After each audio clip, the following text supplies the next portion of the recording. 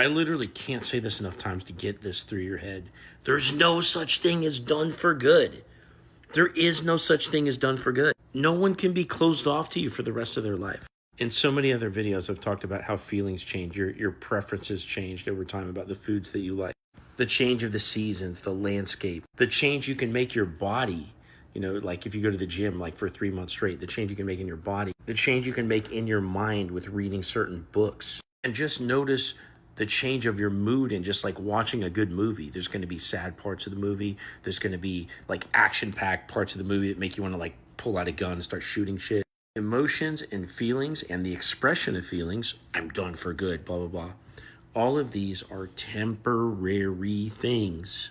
And the problem that you're having with this lack of faith in the idea that you have a future with your ex is the fact that it doesn't change so quickly. You are in absolute anxiety because you feel the loss and you want to cling on and control it, and you can't. You have to let it go. You have to let that person go off, even to the tune of maybe them finding or hooking up with somebody else. You have to let go. Not clinging on, let go, right? You have to do that.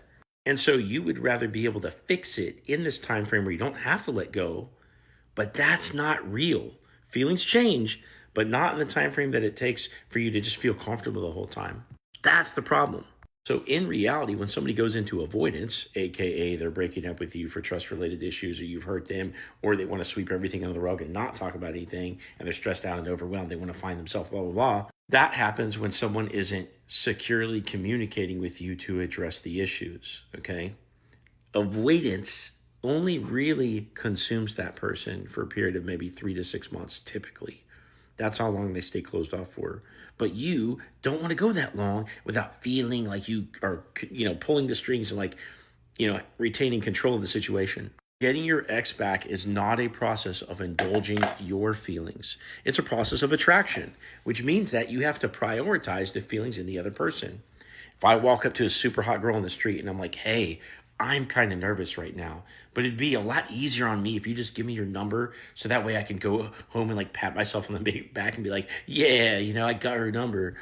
Instead of understanding what kind of emotional effect that would have on some girl, knowing that she's about to scoff at me for basically being a pussy, and then instead prioritizing her feelings, saying some kind of funny or silly thing in the moment that I see unfolding right in front of my face for her emotional experience. That's how you treat it with your ex. Their feelings come before yours.